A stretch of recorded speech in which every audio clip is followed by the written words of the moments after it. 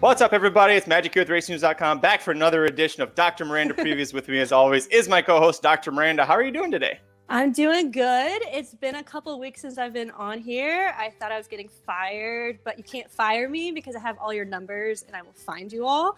But a lot's happened. I actually got to meet Aaron and Jared in their prime in Lexington.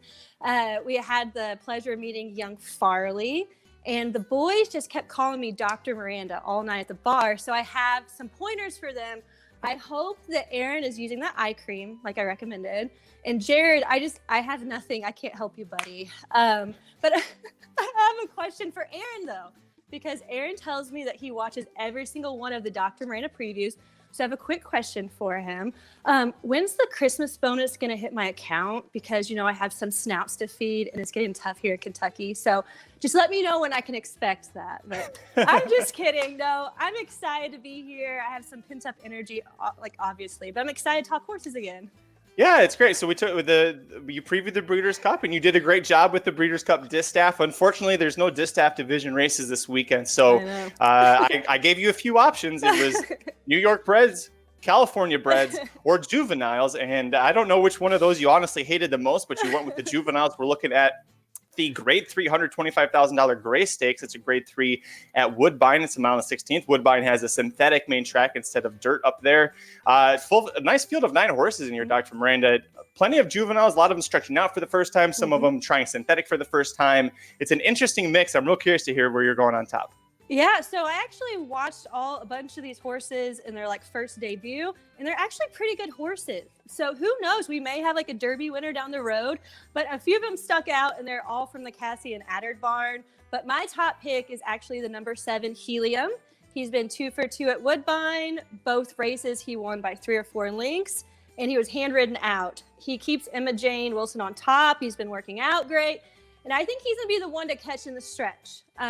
Underneath him, though, I like Steven, who just won a $250,000 race also at Woodbine. He's by constitution. He has a lot of late speed. And I think this race is going to have a lot of speed at the beginning because, they're babies. It's going to do him a lot of good if he just stays back and just kind of stays in the back and gets out on top. But I don't think that he's going to be able to catch Helium because that horse is fast if you've watched him. But the next two underneath him, they're kind of on equal playing grounds. That's another one from Addard, that's Hadash. Another impressive young horse, first time out. He has the best buyer, actually, in this entire field. But I think his stablemate is just a little bit better with more experience. Another one we have underneath is Cassie Horse, who also had a great debut. I mean, all 4 of these horses are really good. I think that this race has great potential. But I'm going to throw out a wild card. If people want to play a wild card for a prize for exotics, I just want to mention the number 5 horse, Barrister Tom. He's switching surfaces. He won at Kentucky Downs Juvenile, even with a bump start. So who knows what could happen here? They're all babies. He could come in and have a prize. So with my picks, I'm going to do an exacta box with a 7-3-1. The trifecta box, I'm going to do 7-3-1-8. And then that super, I'm going to add that Barrister Tom with a 7-3-1-8-5. Yeah, but I'm glad that you used Barrister Tom because even if he doesn't win in this spot, I think he's really sneaky. I mean, he won that the juvenile race at Kentucky Downs, like you talked about. He was 44-1. Not quite going to get 44-1 here, but I think 8-1 is a very square price that you could get, and you might get a little bit of value there, especially because, as you said, the 2 Mark Cassie horses. I mean, this guy's leading the trainer standings at Woodbine 2-1 over second place, basically. Just got his 3,000th career win. So the Mark Cassie barn is very hot, no matter where he's running at. So.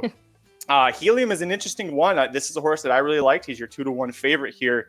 He is going to be stretching out, but both of his sire and his dam were strong stakes winners routing. So should be able to handle that. It's just going to be crazy. Is this the first time you've ever handicapped Woodbine? I think we did one before. Okay. But yeah, I didn't know a whole lot about these jockeys, but I mean, I watched all the old stuff. So hopefully we get it right. We're going with boys instead of girls this time. So we did it was the Summer or the Natalma? We did one of those stakes at Woodbine earlier this year, I remember. Was it Gretzky the Great running in it, yep. maybe? Yep, that was it. That was in the summer. Yeah. Okay, perfect. Well, Dr. Miranda, thank you as always for joining us. Woodbine is a fun track. It's one of my favorites, so I'm glad we got to touch on it. Let the folks know at home where they can follow you on Twitter. You can find me at Miranda Bungie. Perfect. Thank you as always for joining Dr. Miranda and I. Until next time, good luck this week.